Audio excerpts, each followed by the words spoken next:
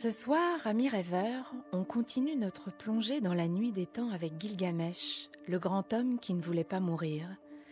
L'épopée de Gilgamesh est la plus vieille épopée de l'humanité. Elle a été écrite en Mésopotamie il y a plus de 35 siècles.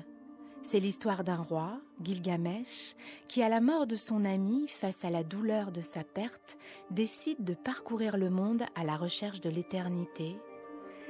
Jacques Cassabois ne connaissait rien à la Mésopotamie quand il a lu l'épopée pour la première fois, mais il est devenu fou de Gilgamesh. Et depuis 20 ans maintenant, le grand roi l'accompagne. Jacques Cassabois n'a jamais pu se défaire de lui, tant et si bien qu'il a décidé de réécrire l'épopée. Alors il s'est plongé dans l'histoire de la Mésopotamie, il a pioché, il a lu, beaucoup lu. Il s'est perdu devant l'ampleur de cette civilisation grandiose qui a rayonné pendant 3000 ans. Il a failli renoncer, et puis un jour, il a trouvé le ton. Il a écrit le roman de Gilgamesh et une version plus courte pour les enfants. Aujourd'hui encore, quand Jacques Cassabois parle de Gilgamesh, il se fait prendre, il tremble, il s'emporte. C'est sa lecture que je vous propose d'entendre ce soir. Une lecture fougueuse et amoureuse. Jacques Cassabois, est-ce que vous vous souvenez du frisson que vous avez ressenti la première fois que vous avez lu Gilgamesh ? Oui. Pourtant, il a déjà 20 ans. C'était en 93. Et alors ? C'était un sentiment d'attirance, d'incompréhension, le sentiment d'être absolument déconcerté et en même temps absolument charmé. C'est un vieux texte. Très vieux, 4000 ans. Très vieux. Non seulement c'est un vieux texte, mais c'est un vieux texte qui est cassé, qui nous est arrivé en bribes. C'est ça, on n'a que 2/3 de l'épopée qui nous est arrivée sur tablette d'argile. Oui, 13 tablettes. Du moins dans la version classique, dite classique, qui est la plus récente, qui a été écrite au tournant du 1er et du 2e millénaire, avant notre ère. C'est un texte difficile à comprendre. D'une part, à cause du récit qui n'est pas conduit de la même manière qu'on les conduit aujourd'hui. D'autre part, à cause du fait qu'il est incomplet, qu'il y a des lacunes. Et pourtant, vous êtes déconcerté, charmé, bouleversé. Oui, parce que c'est vieux. Parce que vous avez l'impression d'avoir des personnages qui sont d'un bloc, qui aiment, qui se battent, qui se jalousent, qui se tuent, qui ont de l'ambition. Et on a l'impression que les sentiments sont comme ça, bruts de décoffrage. C'est ça ce que j'allais dire. Et du coup que c'est puissant. C'est pas enrobé. C'est pas enrobé. Et justement, ces personnages monolithiques, parce qu'ils sont monolithiques. C'est-à-dire aussi bien Gilgamesh, qui est le héros. Que Enkidu, son ami, son rival qui devient son ami, et qui va l'obliger à opérer une révolution sur lui-même. Il l'accueille comme un rival dont il veut se débarrasser. C'est-à-dire Gilgamesh accueille Enkidu comme un rival. Oui, dont il veut se débarrasser absolument, qu'il veut neutraliser. C'est-à-dire que leur première rencontre, c'est une bataille. C'est une bagarre. Une bagarre. Une raide bagarre. Une raide bagarre, et aucun des deux ne gagne. Aucun des deux ne gagne. Ou plutôt Enkidu ne veut pas gagner. Voilà, c'est ça. C'est mon interprétation, ça. La fin du combat, d'ailleurs, n'est pas... Attendez. On replante très vite le décor. D'accord. Gilgamesh, un roi sanguinaire, violent, qui règne sans partage sur la ville d'Uruk et fait souffrir ses sujets. Il se marie avec les jeunes femmes juste avant la nuit de leur mariage. Il ne se marie pas. Il viole. Ius primae noctis. Voilà. Droit de cuissage. Droit de cuissage sur les jeunes mariées avant qu'elles aient vécu leur première nuit de noces. Il est d'une violence inouïe, Gilgamesh. Il en joue et il en jouit. Il jouit de sa violence. C'est un casseur. Ses sujets se plaignent et demandent aux dieux de les aider. Oui. Les dieux, pour aider les sujets de Gilgamesh, décident de créer un nouvel homme avec de l'argile et un peu de sang d'un autre dieu pour lui donner l'intelligence. Ils vont créer un nouvel homme qui s'appelle Enkidu, mais qui est un homme sauvage, mais qui est l'égal de Gilgamesh, qui a autant de force et autant de puissance que Gilgamesh. Absolument. Donc, un nouvel homme avec de l'argile. Grossière, des graviers, des alluvions. Un homme rudimentaire. Et la première rencontre entre Gilgamesh et Enkidu... Ils se battent. Ils se battent parce que avant cette rencontre-là, il s'est produit un événement considérable dans la vie d'Enkidu, qui avait l'habitude de vivre dans la steppe avec les gazelles, avec les animaux, au milieu de la vie sauvage. C'était un sauvage, Enkidu. Avant cet épisode de rencontre entre Gilgamesh et Enkidu, il y a un épisode majeur de la civilisation d'Enkidu. Et c'est magnifique. Parce que, et c'est là qu'on retrouve l'épopée telle qu'elle est, la façon d'organiser les récits chez nos vieux parents mésopotamiens. Gilgamesh est averti de la naissance d'Enkidu par 2 songes. Et il se dit, il réagit en casseur, il réagit en violent, en brutal, il dit celui-là, je vais le neutraliser avant qu'il arrive. Et pour le neutraliser, il décide de le civiliser. Et pour le civiliser, il lui envoie une femme qui est prêtresse d'Ishtar, Ishtar, déesse de l'amour, et la femme d'Ishtar, la prêtresse, va à la rencontre d'Enkidu, et première rencontre humaine, la femme lui apprend à faire l'amour comme les hommes, et non plus comme les bêtes. Ensuite, elle lui apprend le pays en le lui faisant manger, consommer. Elle lui fait manger du pain, elle lui fait manger de la bière. Enkidu, dans un premier temps, recrache, puis ensuite, incité par la femme à manger, émerveillé par l'amour de la femme, les 6 jours et 7 nuits d'amour qu'ils ont passés ensemble, il peut déjà plus se passer d'elle, et elle le ferait passer dans un trou de souris, et elle lui fait manger le pain et manger la bière, parce que le pain et la bière sont des nourritures et des boissons d'hommes. Surtout, ce sont les aliments emblématiques, symboliques de la Mésopotamie. Et, premier résultat de cet épisode entre la femme et Enkidu, immédiatement, les animaux qui sentent tout, le sauvage qui sent tout, qui fait la différence entre lui et le civilisé, aussitôt la harde de gazelles qui étaient les compagnes de Gilgamesh s'écarte de lui, s'éloigne et se sauve. Et quand il veut courir après ses anciennes amies les gazelles, il n'a plus assez de force dans les jambes. Il n'a plus de force, il n'a plus de souffle. Il n'a plus le souffle des grandes courses. Il est déjà un homme. Donc la femme a accompli sa mission, parce qu'elle était en mission pour Gilgamesh. Mission de civilisation. Elle ramène Enkidu à Uruk, où on reconnaît Enkidu immédiatement, parce que les gens sont aussi au courant des songes de Gilgamesh. Donc eux aussi savent qu'un sauvage est né dans la steppe, un homme fabuleux qui va mater le roi fou. Il l'entoure, et c'est à ce moment-là que la femme en profite pour s'éclipser, et Enkidu est seul. Alors la douleur d'Enkidu, abandonné dans la ville qu'il ne connaît pas, à la recherche de la femme, c'est terrible. Oui, il est perdu. Il est ballotté comme une barque sur la tempête. Il est entouré de gens qui le fêtent. Il ne sait pas ce qu'ils lui veulent. Il ne sait pas pourquoi. On l'accueille, on l'acclame, on l'entoure. Lui perd la tête. Il est étourdi. Et d'un seul coup, il voit que son repère a disparu. La femme est partie. Et c'est là que on apprend que Gilgamesh arrive. Il y a une noce dans un quartier et Gilgamesh arrive avec ses casseurs. Il veut se taper la petite mariée. D'accord ? Oui. Et Enkidu, qui a cette candeur des nouveaux civilisés, pour qui la loi, c'est la loi et ne supporte pas d'exception, rencontre Gilgamesh et s'approche de lui pour lui régler son compte. Il est là pour ça. Et c'est là qu'a lieu la fameuse bataille. Voilà comment Jean-Jacques Cassabois a réécrit le combat entre le grand roi Gilgamesh et son rival Enkidu. Gilgamesh regarde Enkidu.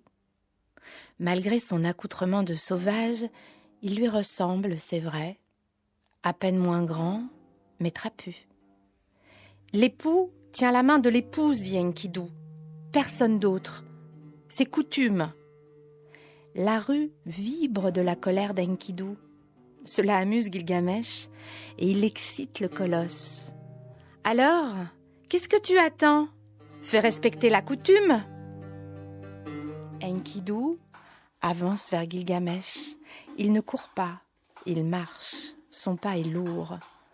Arrivé devant Gilgamesh, il le saisit à bras-le-corps. Serrés l'un contre l'autre, tendus, les deux hommes écoutent monter leur fureur. Ils grondent et leur colère explose soudain. Les coups s'abattent. Alors la foule entre dans la bagarre à son tour. Elle s'exclame, elle hurle des encouragements à Enkidu, mais les deux hommes n'entendent pas. Ils se repoussent pour s'élancer à nouveau, s'attaquer, s'ébranler. Bientôt, les deux géants parviennent sur la place principale d'Uruk, devant les temples d'Anu et d'Ishtar. Ils prennent les dieux à témoin. Gilgamesh maîtrise l'art du pugilat. Il en possède les astuces. Enkidu, lui, ne connaît pas la ruse. Il ne feinte pas, ne se protège pas. Il encaisse, il cogne contre le rempart qu'il veut abattre.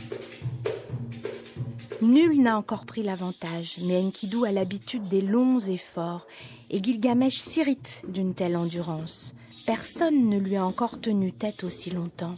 Alors il s'emporte. Contre Enkidu, contre lui-même, il veut hâter la fin du combat, redouble de puissance. Et c'est lorsqu'ils sont engagés dans un nouveau corps à corps que Gilgamesh s'immobilise soudain, les pieds au sol, maintenu par Enkidu. La fameuse bataille, moi j'ai donné la victoire à Enkidu. La fin de la bagarre n'est pas dans la version classique, elle est dans la version... J'allais vous poser la question. Oui. Dans la version, dans la version, la traduction Oui. qu'en a fait un de Monsieur nos plus grands oui. assyriologues, Monsieur Monsieur Bottero, j'essayais de me souvenir comment ça se terminait. Alors je vais vous dire... Ils sont à égalité. Ils sont à égalité, il dit simplement, lorsque soudain Gilgamesh ploya, immobilisé, sa colère tomba,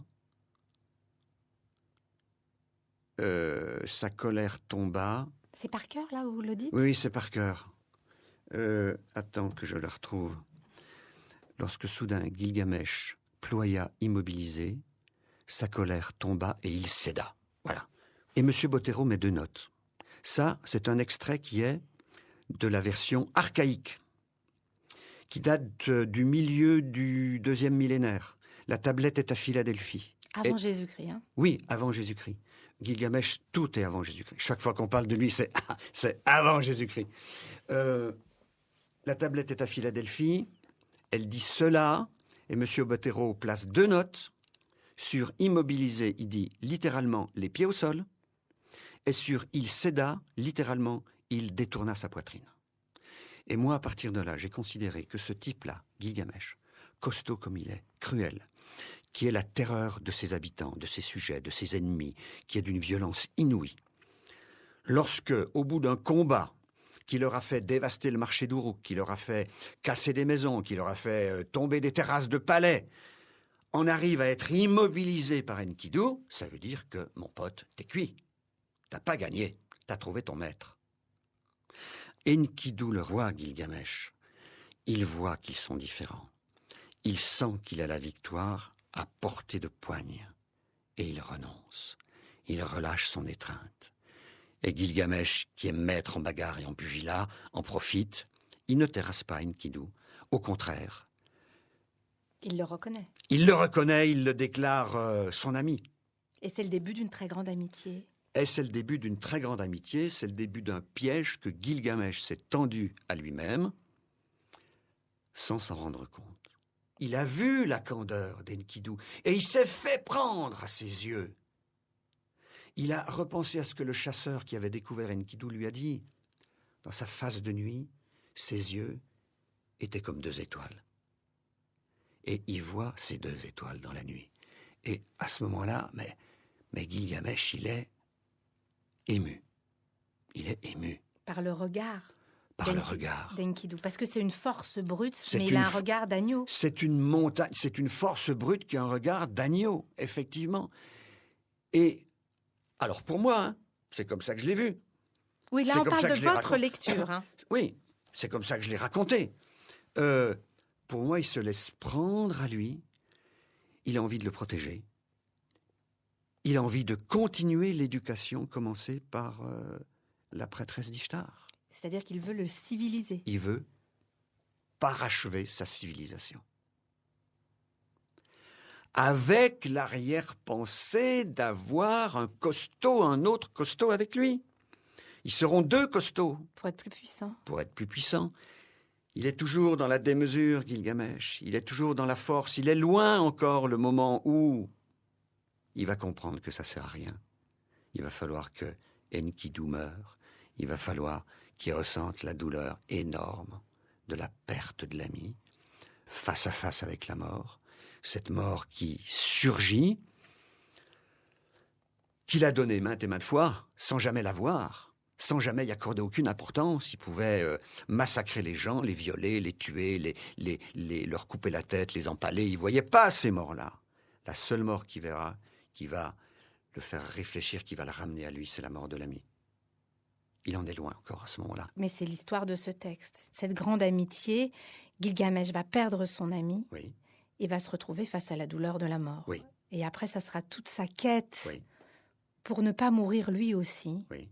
Sa quête d'éternité, d'immortalité, qui le fera traverser des pays pour comprendre qu'en fait, il ne sera jamais immortel. C'est-à-dire qu'il va aborder sa quête de l'immortalité en costaud, encore une fois, par la force. Avec sa toute-puissance. Avec sa puissance, avec son énergie, avec son désir de vaincre, avec son désir de se surpasser.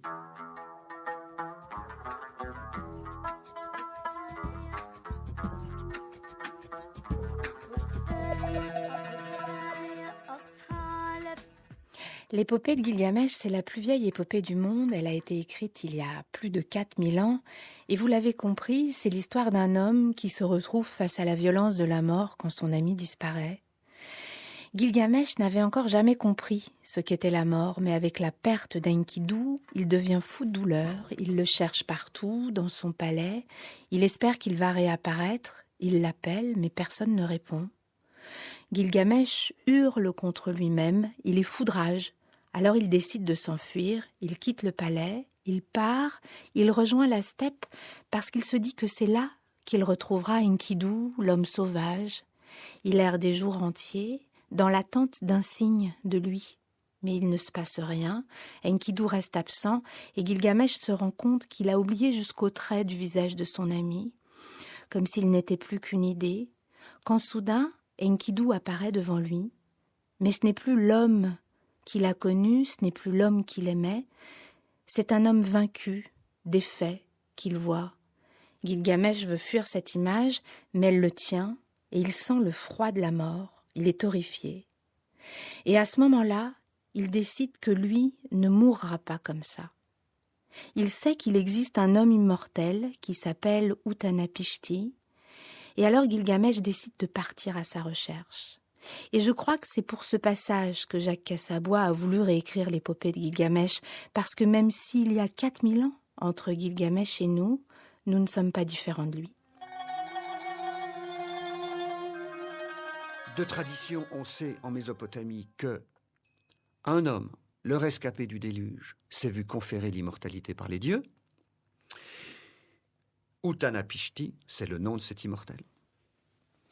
Utanapishti, qui vit à l'écart du monde, est connu aussi bien que tous les dieux de Mésopotamie par tous les Mésopotamiens.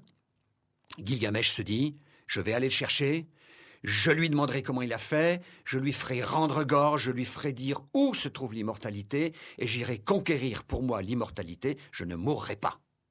C'est vrai, il part comme ça. Il part comme ça. C'est son intention, et il y va.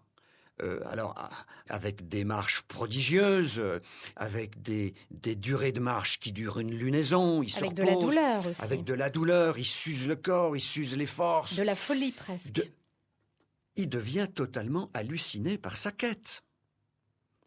Il mange quand il peut, il mange de l'herbe, il mange des baies, il rencontre des obstacles qui sont soit des obstacles naturels, il franchit des montagnes et des montagnes et des montagnes, il se bat avec des bêtes, il mange la bête crue pour se nourrir, il rencontre des hommes, il veut les épargner, il est obligé de les tuer, il rencontre toute sa violence sort de lui au service de sa quête, au service de sa survie pour aller conquérir l'immortalité dans un monde absolument sauvage. Et c'est ça qui est extraordinaire, c'est que dans cette quête entreprise par Gilgamesh pour trouver l'immortalité, il va se façonner de plus en plus à l'image d'Enkidu. Il va commencer à lui ressembler. Il va manger comme lui, la bête crue, et boire le sang comme lui. Il va boire le sang. Il va manger l'herbe, il va chasser comme il chassait, il va se repérer avec le vent, il va écouter la pluie, il va sentir les odeurs de la vie, il va sentir, et petit à petit, il va devenir un nouvel Enkidu.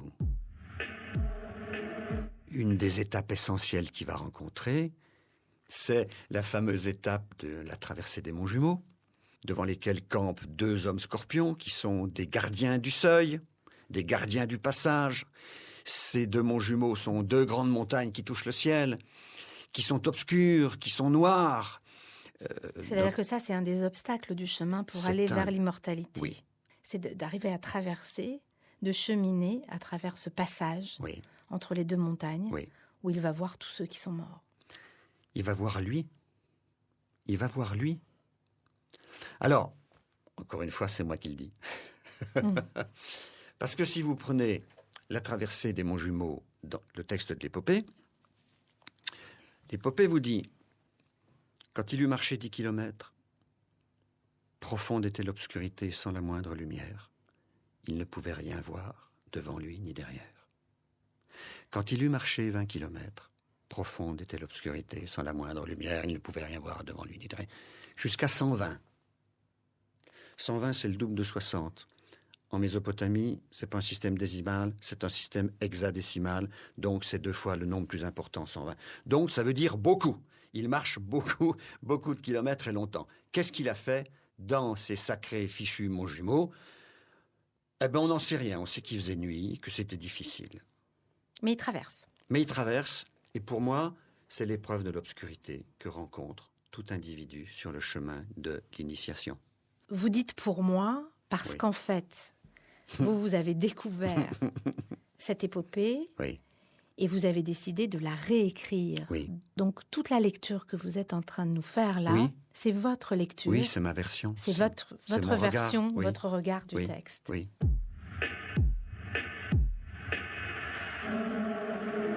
Et ensuite, où est-ce qu'il arrive? Il arrive dans un jardin merveilleux, qui est le jardin des arbres à gemmes. Et c'est quoi les arbres à gemmes? C'est des arbres sur lesquels il y a des pierres précieuses. Voilà, c'est tout. Débrouille-toi avec. Pour moi, c'était évident qu'il se retrouvait lavé de tout son passé, retrouvant toutes ses qualités intactes. Ses qualités... Avant la violence. Ouais, de rayonnement, de noblesse. Tout ce qui a permis qu'il soit un roi et qu'il soit un demi-dieu. Parce que Gilgamesh est un demi-dieu. Sa mère était une déesse.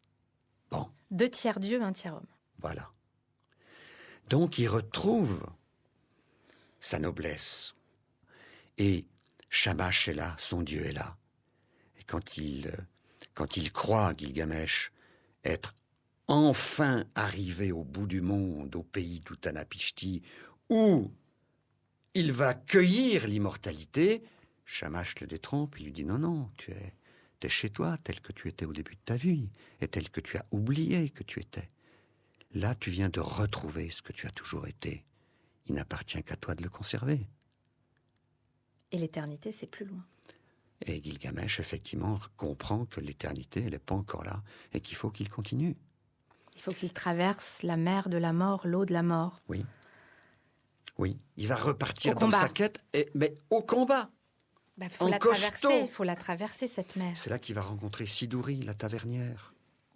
Qui lui dit, l'éternité, c'est pas pour toi. Qui lui dit, allons, à quoi tu t'esquintes là? Qu'est-ce que tu t'esquintes? Tu es un homme, elle lui dit, vis l'instant. Mais Gilgamesh n'est pas capable d'entendre ça. Il est toujours dans sa quête, il est toujours dans son projet, et il repart, et il repart. Il est de plus en plus halluciné, il est de plus en plus fou. Donc il traverse l'eau. Il traverse l'eau avec le passeur, Ur-Shanabi, qui est le passeur de l'immortel, Utanapishti. Je redis ces mots, ils sont beaux, mais il faut qu'on s'y habitue. Utanapishti, oui. Utanapishti. Utanapishti, c'est le Noé de la Bible. C'est le Noé mésopotamien. Écrit bien avant la Bible. Bien sûr. Donc il va arriver jusqu'à chez Utanapishti. Oui. Qui va lui dire, mais non, ce n'est pas pour toi l'immortalité, Oui. mais il ne voudra encore rien entendre. Non. Et il va lui donner une preuve. Il va lui donner une preuve, il lui dit... Eh bien, la preuve, elle est très simple. Il lui dit, l'immortalité, c'est un éveil permanent. Donc, il faut que tu prouves tes capacités à être éveillé. Il lui dit, tu vas rester sans dormir pendant 7 jours. Et Gilgamesh dit, oh, facile, quoi. Facile, on commence quand tu veux. Facile et il s'endort. Oui. Alors, ce qu'il n'a pas vu, c'est que 7, c'est un nombre symbolique. C'est un nombre symbolique et que 7, c'est une étape qui indique l'accès à un autre état de conscience. C'est un nombre spirituel. Et lui, il aborde cette épreuve en héros. Par la force, toujours. Par enfin, la je force. suis cap, quoi. Hein, je suis cap. Je vais faire, tu vas voir ça. Prépare-moi l'immortalité, j'arrive tout de suite. D'accord? Et Utanapishti lui dit, ne t'occupe de rien, on va te nourrir, ma femme, chaque jour, va te cuisiner un pain. Tu n'auras pas à t'occuper de te nourrir. Il dit, on y va. Et dès que l'épreuve commence, Gilgamesh s'endort. Brouf, il verse. Et quand il se réveille, il dit, mais je n'ai pas dormi. Oui, je me suis assoupi. Et il y aura la preuve. La preuve, ce sera les 7 pains moisis, rances, rassis, tout ce qu'on veut. Sauf le dernier qui est encore chaud. Qui est encore chaud, qui seront la preuve qu'il s'est endormi. Qui n'est pas apte à être immortel. Pas encore apte à être immortel. Peut-être le sera-t-il. Bon, mais en tout cas, comme il se met en colère, Utanapishti perd patience et lui dit dégage, je veux plus te voir. Il le renvoie.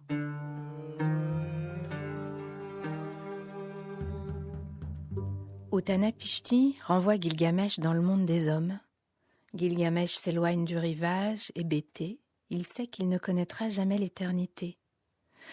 Mais la femme d'Utanapishti, en le voyant, prend pitié et demande à son mari de ne pas le laisser repartir les mains vides. Alors Utanapishti confie à Gilgamesh le secret de l'herbe de jouvence.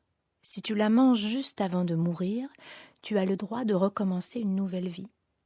Pour la trouver, il suffit de se laisser guider par son parfum. Gilgamesh écoute.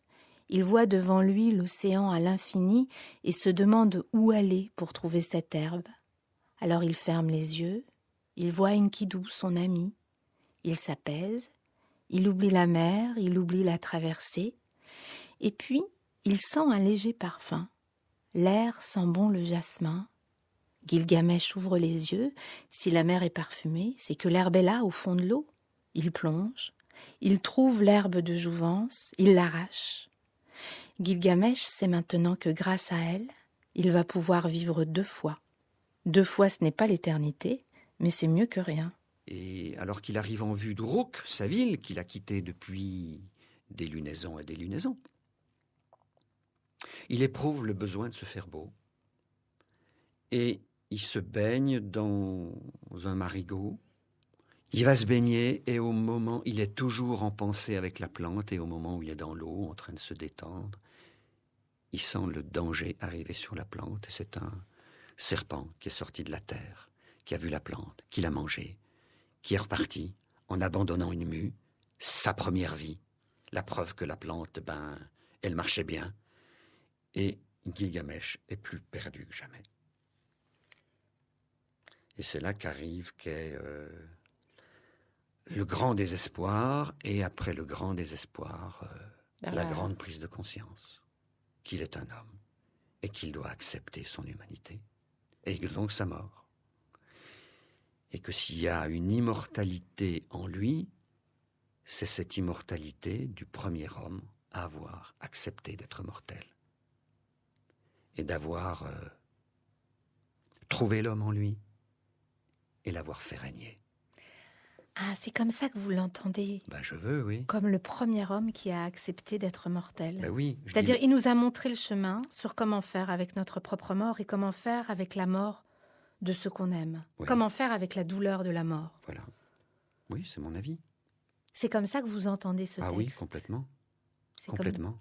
Oui, oui. C'est pour ça que je dis qu'il est... Je dis pas qu'il est actuel comme ça, par snobisme. Je dis pas qu'il nous parle... Non, non. Il me parle vraiment, au fond de moi. C'est vrai. Accepte ta mort. Tu vas régner. Et accepte la mort des autres. Bien de sûr. ceux que tu aimes. Bien sûr. Du moins, essaye. Bien sûr. Est-ce que vous avez eu l'impression, en découvrant ce texte de Gilgamesh, que c'était un peu comme si nos ancêtres étaient en train de nous parler? Oui. Quelque chose comme ça, comme une voix très ancienne. Oui. Il y a une permanence quand même là du questionnement. Oui, une permanence. Il y a une vieille voix, éraillée, grave. C'est une vieille chanson. C'est vraiment, on en est imprégné. Et moi, je sais qu'une des raisons qui a fait que j'ai vraiment eu envie de réécrire ce texte, c'est que il me semblait proche de moi aussi par ma vie. Et ce texte a 4000 ans. Et ce texte a 4000 ans. C'est justement pour ça que Jacques Cassabois a eu envie de réécrire l'épopée de Gilgamesh, pour nous la donner à entendre 4000 ans plus tard. Il s'est plongé dans cette épopée sans rien connaître de la Mésopotamie, il s'est documenté, il a rencontré Jean Bottero, un de nos plus grands assyriologues, un savant, spécialiste de l'écriture cunéiforme. C'est Jean Bottero qui a traduit l'épopée de Gilgamesh. C'est lui qui a traduit les fragments des 13 tablettes d'argile que l'on a retrouvées. Jean Bottero est incontournable quand on se penche sur la Mésopotamie et sur Gilgamesh. Et quand Jacques Cassabois lui a demandé de l'aide, il l'a guidé, toujours bienveillant, dans l'histoire de cette grande civilisation. Alors, je connaissais rien à Gilgamesh. J'avais lu la légende de Gilgamesh écrite par Henri Gougaud en 4 pages. Je ne connaissais pas de version. La première version que j'ai lue, c'est celle de Abed Azrié. Donc j'ai commencé à découvrir Gilgamesh. Mon frisson, ça a été avec le texte de Abed Azrié. D'accord. Et puis je me suis dit, bon, c'est pas le tout. Il va falloir que tu te renseignes sur la Mésopotamie. Donc j'ai commencé à chercher. Je suis allé à la Bibliothèque nationale, j'ai pioché, j'ai travaillé, je me suis renseigné, j'ai lu des articles dans l'histoire qui étaient tous écrits par M. Bottero. Oui, Bottero, c'est le nom, c'est l'incontournable. C'est là que j'ai commencé à voir qu'il était partout, donc je me suis aussi intéressé à ses livres, je les ai lus, c'est là que j'ai découvert la version de Gilgamesh de M. Bottero qui ne m'a plus quitté. Puis j'ai lu ses livres, Babylone et la Bible, Lorsque les dieux faisaient l'homme, tous les textes, tous ces articles qui ont été rassemblés en volumes qui me permettaient d'approcher la Mésopotamie. Bon, j'ai travaillé. Mais c'est pas le tout de travailler. Parce que vous savez, l'étape de la documentation, c'est quelque chose de très grisant. Parce qu'on apprend des choses. On s'émerveille, on devient savant un petit peu, sauf que il arrive un moment où il faut refermer la documentation et se mettre à écrire. Et quand cette étape est arrivée, peut-être, je ne sais pas moi, 3, 4, 5, 6 mois après que j'ai commencé mon travail, j'ai dit je peux pas. Pourquoi ? Eh bien, parce que j'étais bien embêté. Il y avait 2 Gilgamesh. Il y avait un Gilgamesh récent qui datait de la fin du 2e millénaire avant Jésus-Christ, qui n'avait que 3000 ans, et puis l'autre qui en avait 3500. Là, vous parlez des différentes versions. Des différentes versions, et je me disais, mais tu fais quoi ? Tu choisis quoi ? Quelle Mésopotamie ? Parce que dans l'histoire de la Mésopotamie... Mais en même temps, elles ne se contredisent pas, les versions. Elles ne se contredisent pas, mais la Mésopotamie, le pays, les gens... On était à l'époque de Sumer. au début. Après, on était à l'époque d'Akkad. C'était deux pays différents. De monde même. Et moi, je me disais, mais tu choisis quoi? Voilà, c'est ça, parce que quand on dit la Mésopotamie, pour nous, ça fait un tout, mais en Oui. fait, ça court comme ça sur Oui. le temps. Ça fait presque 5000 ans, quoi. On a retrouvé des tablettes qui parlaient de petits épisodes d'un certain Gilgamesh, et on avait daté ces tablettes de la période moins 2003, moins 2000. Gilgamesh étant de moins 2006. Si Gilgamesh a existé, ce serait en moins 2006. Oui. Donc Peut-être on ne que sait pas Gilgamesh vraiment est si fantaisiste. Gilgamesh, on ne sait toujours pas Ah si oui, Gilgamesh a existé. C'est remis en cause. Ouais, C'est mais plus on du s'en tout fout de ça. Complètement. On s'en fout complètement. Parce que qu'il ait régné véritablement ou qu'il n'ait pas régné, qu'il ait existé ou pas existé, il existe, point barre. Il existe avec tout ce qu'on a dit de lui et tout ce qui nous a fait penser à nous-mêmes. Et ce qui est très intéressant quand même dans ce que vous venez de dire, si on doit replacer les choses dans le temps, c'est que en moins 2006, si Gilgamesh a existé, Oui. les légendes autour de Gilgamesh se sont colportées oralement pendant des siècles et des siècles avant qu'il y ait trace écrite. Voilà. Même si c'est la première civilisation oui. qui a inventé l'écriture. Il y a eu au moins 4 à 5 siècles, je crois, Oui, c'est ça. de tradition D'écart. orale Ah oui. avant qu'apparaisse le premier texte. Donc Ah de oui. toute façon, la légende de Gilgamesh a existé Oui. et a traversé la Mésopotamie pour même aller bien plus loin que la Mésopotamie. Oui. Dans toute la zone géographique aussi qu'entourait la Mésopotamie. C'est ça. C'est-à-dire que c'était déjà 2000 ans avant Jésus-Christ, Oui. c'était déjà une épopée universelle. Absolument. Ça, c'est extraordinaire de Bah penser ça. Je me dis, en fait, vous avez lu Gilgamesh et vous êtes totalement... ça vous habite totalement, ce texte. Oui. Vous bouillez, vous tremblez quand oui. vous me le racontez. Vous êtes... oui. Oui, c'est une rencontre magistrale. C'est une rencontre majeure. C'est une partie de nous, Gilgamesh. Et moi, je l'ai retrouvé. Et le fait de l'écrire et d'essayer de le comprendre, je l'ai compris à ma façon. C'était ma manière de l'aimer et de lui dire mais quel formidable bonhomme tu as été. Et merci de nous servir de guide encore aujourd'hui. Par rapport à notre vie, le fait d'avoir cherché à le comprendre, d'avoir peiné à le réécrire, ça l'a fait rentrer en moi et moi je ne peux plus m'en défaire de toute façon. Est-ce que aussi vous avez voulu le réécrire pour le donner à entendre avec une langue plus proche, une langue d'aujourd'hui, donner la possibilité au grand public de s'en emparer? Parce que jusqu'à présent, jusqu'avant vous, Gilgamesh, c'était certainement un texte plutôt de spécialistes. Des assyriologues. Des assyriologues. Bien sûr. Et donc vous avez voulu le donner à entendre. Alors, écoutez... Vous aviez ça en tête ou pas? Moi, j'ai pas voulu, mais j'avais ça en tête, évidemment, comme une obligation. Et puis, passe à ton voisin, de faire un truc suffisamment compréhensible pour qu'il soit communicable. Et ça a donné le roman de Gilgamesh. D'accord. En attendant, et pour conclure, Jacques Cassabois, vous êtes accompagné depuis donc plus d'une dizaine d'années maintenant par Gilgamesh. Est-ce que vous avez l'impression d'avoir grandi avec lui? À ses côtés, en tout cas.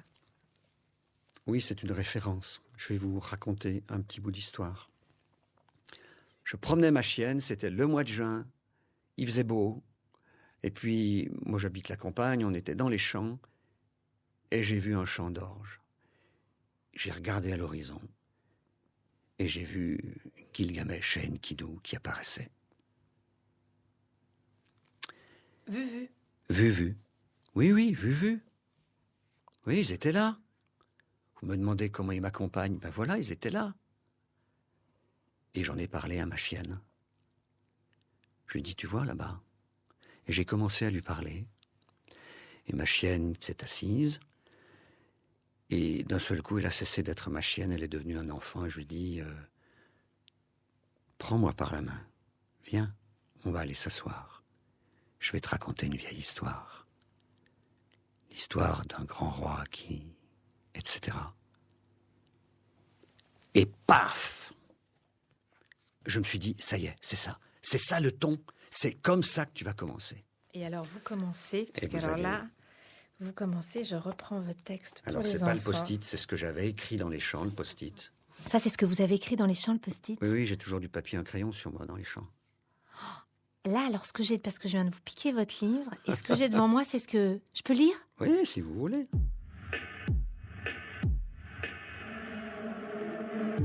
Prends-moi par la main, viens, profitons de cette belle journée et asseyons-nous là, devant ce champ d'orge.